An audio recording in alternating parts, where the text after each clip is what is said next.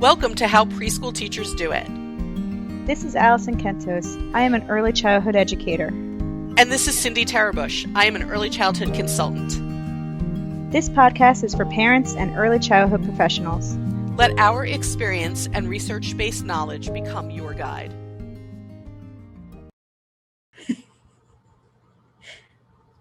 It's Monday again. What do you know? I know. Did you miss us? Comes around every week. Here we are. Here we are again. And we're going to start this episode sort of with a Feedback 5 shout out. It's the Bizarro backwards episode. Maybe so. Yeah. Instead of doing Feedback 5 at the end, we're going to recognize one of our preschool peeps at the beginning who sent us an email for some advice and a really good idea for an episode. Yeah. And that advice and the episode idea had to do with show and tell, as you can tell from the title of this episode. And we want to thank Enid Rather, who gave us permission to use her name. I'm sorry if I mispronounced any of that, Enid. Yeah. But we do want to thank you for inspiring us to talk about this. When we got your contact through our website and we read it and we were like, have we never talked about show and tell? I'm not sure that we did. Yeah. And it's certainly a worthy topic. Yes. So thank you for bringing it to the forefront. Enid said she was looking for it on the podcast and couldn't find it. And Alison and I are like, I don't think we did. So now we are. Now we are. And what she asked us was for some advice about implementing a show and tell time for kids. So I did write back to her, as I try to always do, or Alison does, one of us does, to write back with the advice that people ask for. And I'm going to share it during this episode. But before that, I just want to tell you that we were sitting here before we started recording going, where did show and tell start anyway? Who originated this stuff? Yeah. Who starts these things? And I did a little bit of Googling and came up with only the fact that show and tell started to get very young children over their fear of talking in public. Frankly, I feel we have much better ways to do this today because hopefully our early childhood settings are much more child directed, and we have conversations with children during large group times during which they speak. You know, show and tell, let's face it, it was the time they spoke and got everybody's attention. Classrooms used to have to be silent. We had an episode about that. They used to have to be silent. So this was their one opportunity to be able to talk. Can I just point out that it probably didn't work because there's a lot of people that are our age that have a fear of public speaking, not us, obviously, but other people. Obviously. And we grew up with that show and tell mentality. So, I mean, clearly something's not really working there, you know, maybe because the rest of the time you were told to be quiet. You know? I don't know, but that's pretty valid, Alison. Clearly, fear of public speaking goes beyond the show and tell experience. Yes. Okay. Yes. So I just feel I guess what I feel like is children in high quality early childhood classes speak to each other and the class all the time because we are encouraging conversation during our large group gathering. We are not encouraging sitting silently and memorizing a bunch of things or reciting after me. We're not doing a recite after me with early learners anymore in high quality classrooms. So, whether show and tell is something that we still even need to be worrying about, particularly during a pandemic, is a whole other conversation. Okay, so it's true. I didn't even think about the pandemic aspect of it until you just said that, but ew. There are. I know that there are places that still continue to have restrictions against bringing things from home because of the pandemic, even though there are things that we know and don't know about the virus living on objects or whatever it is. You don't want to have to worry about cleaning it. I totally get it. If you are in a location that you're thinking, no, I do show and tell, I can do show and tell, and I want to do show and tell, we do have some advice for you. Or if it's something you're going to pick up and do again someday, when we can go back to an existence where it isn't such a threat to health, in your setting, whatever's going on where you are, here's some advice about show and tell. And this is, I'm going to pretty much read to you what I sent to Enid so that we can discuss it. I sent her 2 bullet points. One was consider the attention span of the young children. Children who are 3, 4 years old or younger are challenged to sit through everybody's items. Teachers struggle with their attention to task and behavior. It's best to do it in doses, I told her. Instead of trying to get so many kids to do it at once, you can do it throughout the week, or even better, when a child wants to bring something in, rather than making it an assignment. The assignment thing always has bothered me. It can be an open invitation. If you have something that you would like us all to look at, bring it in and we'll make time during our morning meeting for you to show your thing. Right. I don't know why it needs to be a homework assignment, and I don't know why it needs to be so formalized. Because guess who's doing the homework? It's not the kid. Okay, first off. Second, then what if the kid forgets? You know, or the mom and dad forget to read the email that, hey, tomorrow everybody's bringing in something that's red, you know, and you forgot because we got a lot of stuff going on in the morning, you know, like, and then what? Like, I always feel like, and why does it also have to be this formal, like, we're all going to take a turn at morning meeting and say our things? Why can't it, which puts a lot of pressure on them, because then if they don't want to speak about their item, even if they did bring one in, you know, that's a lot of pressure. So like, why not just be like, okay, you can bring your stuff, and during this one period of time during the day, you can all bring your stuff out. You can all tell each other if you want, or just play with it on your own, or like whatever it is, or sit it on the table and everybody can look at it. You know, like, why does it have to be such a formal? I don't know. If it was more casual, maybe it would be such a big deal. If somebody, think you got to make it more casual. Make it casual. Yeah. It doesn't. Like, I think it would just be less of a big deal if a child didn't have a show and tell item. I remember watching teachers where a child didn't have a show and tell item, like pulling things out of classrooms to give to the child to show and talk about. Yeah. I'm not sure why we're going all jumping through these hoops. Can't it just be saying to families something like, in this upcoming month, we're going to talk about fall. If your child would like to bring in something to talk to the class about, your child is welcome to do that at any time anyway. But if you have something related to fall, it would be great if they brought it in within the next month. And then that way it probably would be more naturally spread out, maybe throughout the month. And I'm not sure why we force kids to do it, because as Alison said, it's not curing anybody's stage fright, really. No, it's not. So if a child doesn't want to bring something, it might be causing more, I feel. Like, potentially. You're forcing this child to say something at this particular time, and it has to be a certain way to be said. And then if you didn't bring your item, then you didn't have anything. So why not just make it a casual thing? Like, hey, after lunch for a half hour, we're all going to bring our stuff out. If you want to, if you don't want to, that's cool too. We'll all just hang out. You could show your friends. You don't have to show your friends, you know, whatever it is, just casually be like, this is the half hour you get to bring your toys out, you know. And why does it have to be like there's a special meeting for this? And, you know, like, it could be a special meeting. It could be, hey, you know what? Jason brought in something to show us all today. Let's come and look at it. Yeah. But real casual like that. Yeah, right? Casual like that. I've done that. Like that. Only because like kids will, and usually it is based on what we're learning about. Like, I had a girl who's like, hey, we were learning about flowers and I found this flower that fell and I wanted to show the kids, like, okay, here you go, you know. And it's just a pop-up show and tell, like these pop-up shops. Oh, that I happen. like it. Pop-up show and tell. Okay.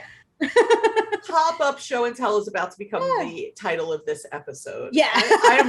I love that. Because then it happens as the learning is happening, and it happens as the child brings it in. It doesn't have to be like this, like you send home an email to these parents, hey, on Thursday, everybody's going to bring in something that has to do with flowers. You know, like it should just be like this natural curiosity being fostered, you know, like, hey, Johnny brought in a flower. Hey, let's all look at this. And it might even not be something you're learning about, but it might cause you to then spring off of that and be like, okay, let's learn about flowers for a week, you know, or a month or whatever, because Johnny had this curiosity about flowers, and here we are. You know what I mean? Johnny. Thank you, Johnny, for inspiring some learning.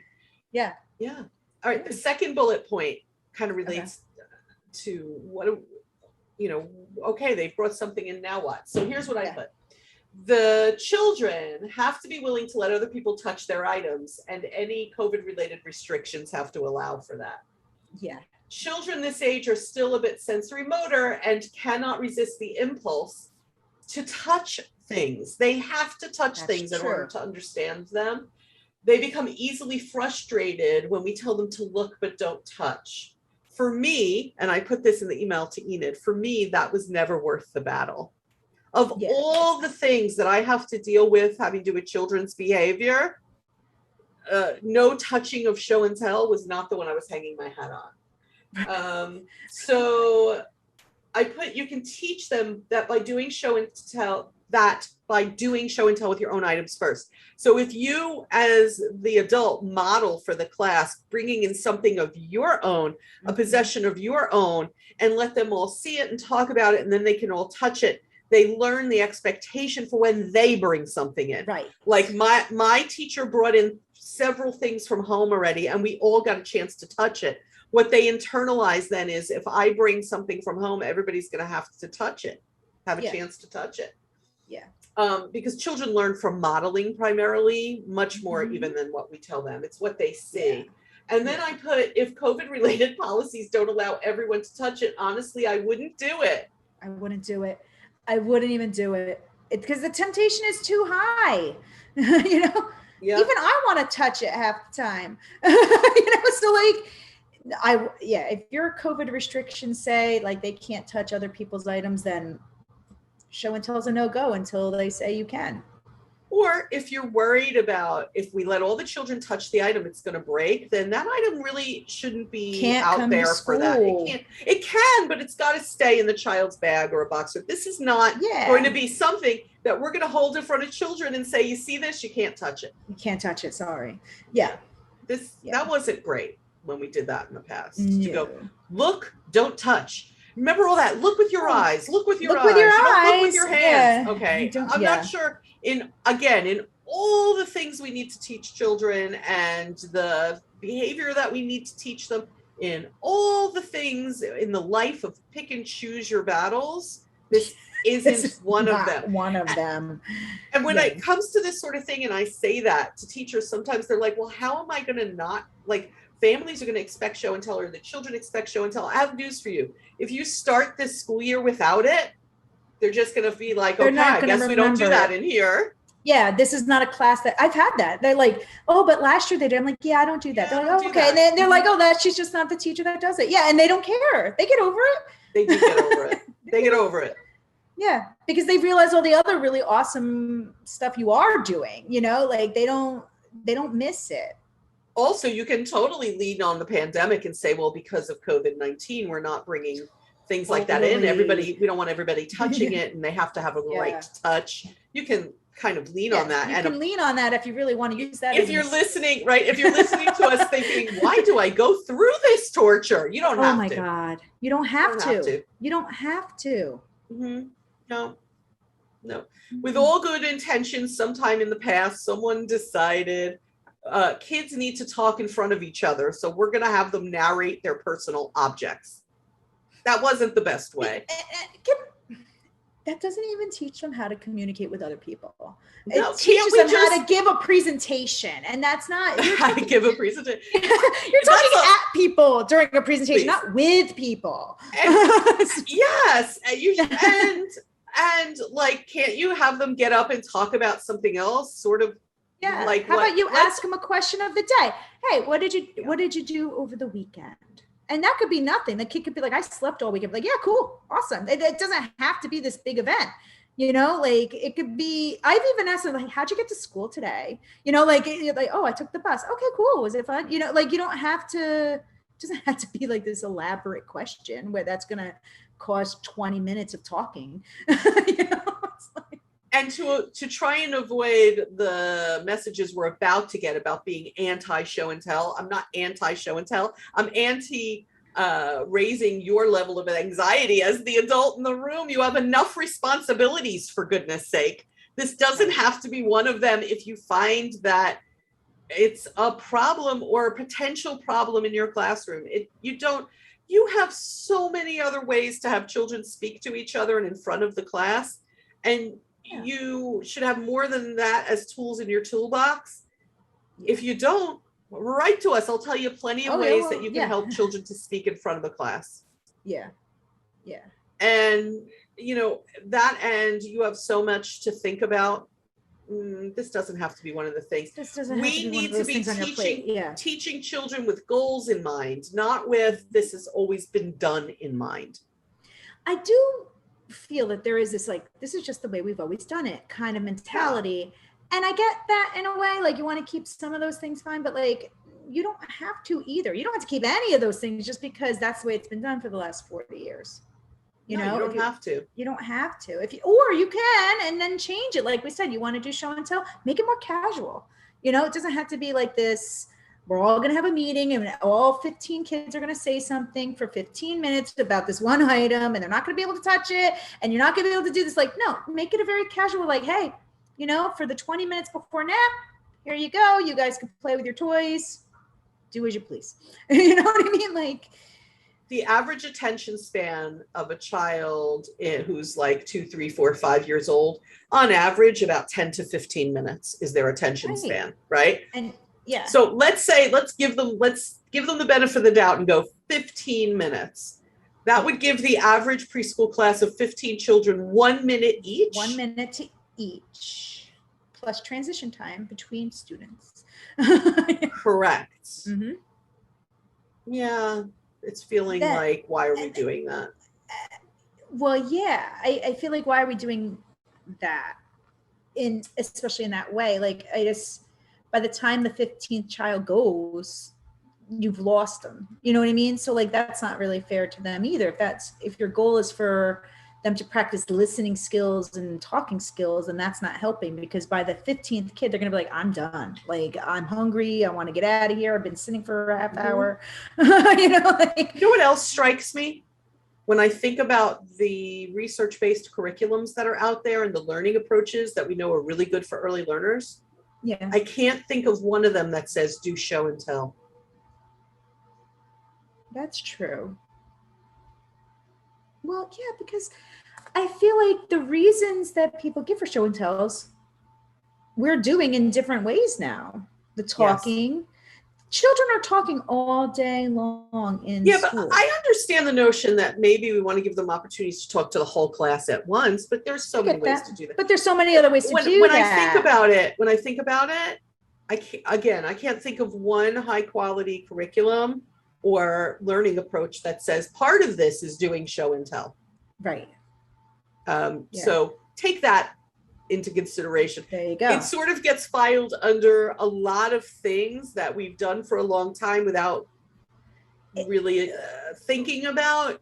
Does it actually we're not putting too much thought into that. Yeah. Falls into that category. And if you are a dedicated listener of this podcast, you will laugh when I say it falls under the same category as let's all memorize the calendar.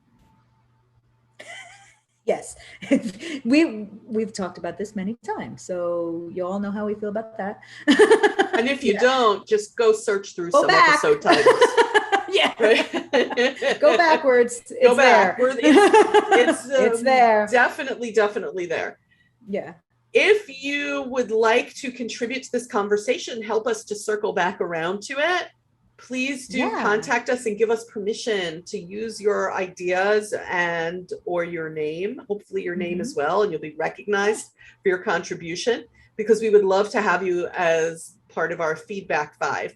You go to howpreschoolteachersdoit.com website and fill out the contact form, or message us on social media. We have a Facebook page.